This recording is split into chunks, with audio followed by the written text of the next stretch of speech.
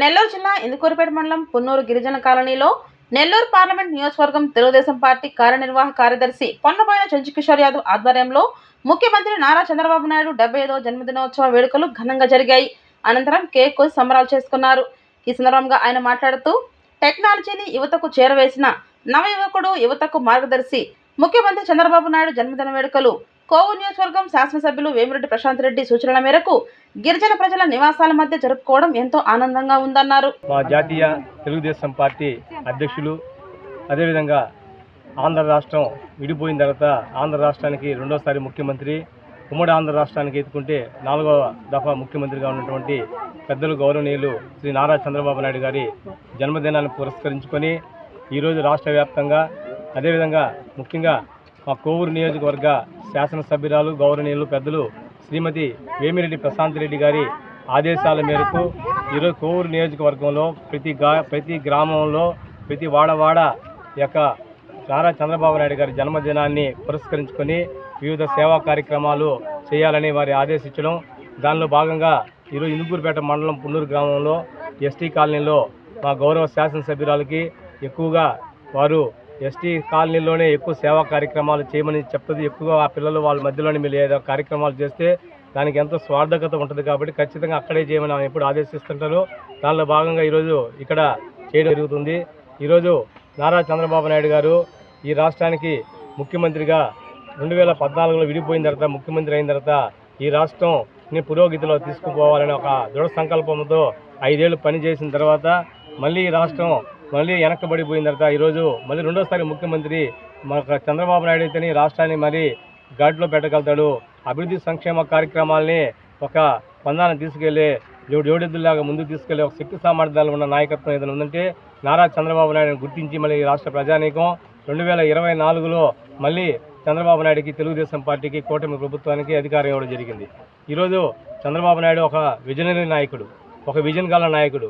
ఆయన చూపంతా ఒక 25-30 సంవత్సరాల తర్వాత ఈ రాష్ట్రం ఏ విధంగా ఉండాలి, ఏ విధంగా ముందుకెళ్ళాలి, ఇక్కడ యువత భవిష్యత్తు ఏ విధంగా ఉండాలి, రైతాంగం భవిష్యత్తు ఏ విధంగా ఉండాలి, అధికారంగా మహిళలు, యువకులు ప్రతి ఒక్కరూ అన్ని రంగాల వ్యవస్థలు ఏ విధంగా తయారయ్యాలో దానికి బాటలేసే గొప్ప మహోన్నతమైన వ్యక్తి ఈ రాష్ట్రంలో చంద్రబాబు నాయుడు.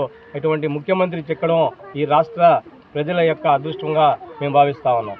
చంద్రబాబు నాయుడు గారు ఈ రాష్ట్రానికి ముఖ్యమంత్రి అయిన తర్వాత మళ్ళీ రెండోసారి ఇప్పుడే స్టార్టింగ్లోనే ఆయన కళ్ళగన్న అమరావతి, ఆంధ్ర రాష్ట్ర ప్రజల యొక్క మానసపుత్రిక అయినట్టు అమరావతిని ముందుగా డెవలప్ చేయాలనే ఆలోచనతో రాజధాని అనే రాష్ట్రం భారతదేశంలో ఎక్కడ ఉందంటే ఒక ఆంధ్ర రాష్ట్రంలో మిగిలిపోయింది.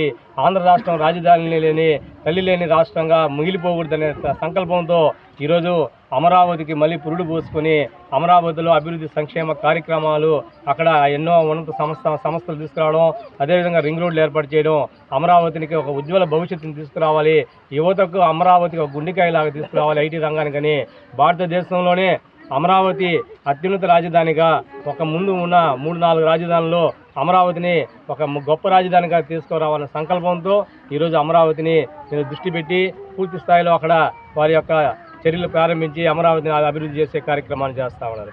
అదేవిధంగా అధికారంలో రావడమే పెన్షన్లు 4,000 చేస్తానని చెప్పి వికలాంగులకు 6,000 చేస్తానని పెన్షన్లు పెంచిన ఘనత ఎవరిదైనా ఉందంటే నారా చంద్రబాబు నాయుడు గారు. ఈరోజు రాష్ట్రంలో ఆర్థిక సంక్షోభం ఉన్నా కూడా ఆర్థిక సంక్షోభాన్ని అధిగమిస్తూ కేంద్ర ప్రభుత్వ సలహాలు, సూచనలు, కేంద్ర ప్రభుత్వం యొక్క వాళ్ళ యొక్క ఆలోచనకి అనుగుణంగా వాళ్ళకి నిధులు తీసుకొస్తా ఈ ఆంధ్ర రాష్ట్రాన్ని ఇంకా ముందుకు తీసుకుపోవాలనే ఆలోచనతో ఈరోజు ఇంకా భవిష్యత్ గ్యారంటీ అనే ఒక కార్యక్రమం ద్వారా ఈ రాష్ట్ర ప్రజానీకానికి మేమైతేనేమి కింద స్థాయి కార్యకర్తలు ఇంకా అందరూ కూడా ఎన్నో కార్యక్రమాలు చేస్తామని మేము ఒక వాగ్దానం చేసాము. దానిలో భాగంగానే తల్లికి వందనం కార్యక్రమం కూడా రేపు మేలోనూ జూన్ 10వ తేదీ లోపల విద్యా సంస్థలు మళ్ళీ ఓపెన్ అయిన లోపల అక్కడ తల్లికి వందనం కార్యక్రమం చేస్తానని కూడా చంద్రబాబు నాయుడు గారు చెప్పడం జరిగింది. అదేవిధంగా రైతు భరోసా కూడా ఈ వచ్చే నెలలోనే అది కూడా పూర్తి స్థాయిలో అమలు చేస్తాం. ఏ ఒక్క వాగ్దానం కూడా ఈ రాష్ట్ర ప్రజానీకానికి ఇచ్చిన వాగ్దానాలు ఎక్కడిగా తూచా తప్పకుండా ఆర్థిక లోటు ఉన్నా కూడా వాటిని అధిగమించుకుంటూ ఒకటి చేస్తామే కానీ ఎక్కడ కూడా ప్రజలకు ఇచ్చిన మాటను వెనక్కి పోయే సమస్య లేదని కూడా ఈ సందర్భంగా తెలియజేసుకుంటున్నాం. అదేవిధంగా చంద్రబాబు నాయుడు గారి నాయకత్వంలో కొత్త పెన్షన్లు కూడా త్వరలోనే ఇవ్వబోతున్నారు, రేషన్ కార్డులు కూడా ఇవ్వబోతున్నారని కూడా ఈ సందర్భంగా తెలియజేసుకుంటూ ఒక విజనరీ గల నాయకుడి యొక్క పుట్టినరోజు చేసుకోవడం 75 వసంతాలు ఆయన అడుగుపెట్టిన శుభ సందర్భంగా వారు ఆయుర ఆరోగ్యాలతో వారు కానీ వారి కుటుంబ సభ్యులందరూ కూడా ఆయుర ఆరోగ్యాలు అష్టైశ్వర్యాలతో ఆ యొక్క కలియుగ దైవం శ్రీ వెంకటేశ్వర స్వామి ఆశీస్సులతో నిండు నూరేళ్లు వాళ్ళకి ఇంకా ఆరోగ్యాన్ని ఇచ్చి ఈ రాష్ట్ర అభివృద్ధికి వాళ్ళు ఇంకా శక్తివంతం లేకుండా కృషి చేయాల్సిన ఆవశ్యకత ఎంతైనా ఉంది. ఆ భగవంతుడు వాళ్ళకి ఆ శక్తిని ఇవ్వాలని, నారా చంద్రబాబు నాయుడుకి ఆ శక్తిని ప్రసాదించాలని మేము మనసారా కోరుకుంటూ ఈ యొక్క కార్యక్రమానికి ఇక్కడ అద్భుతంగా ఈ యొక్క కాలనీలో అందరి మధ్యలో చేసుకోవడం మాకు చాలా సంతోషంగా ఉంది.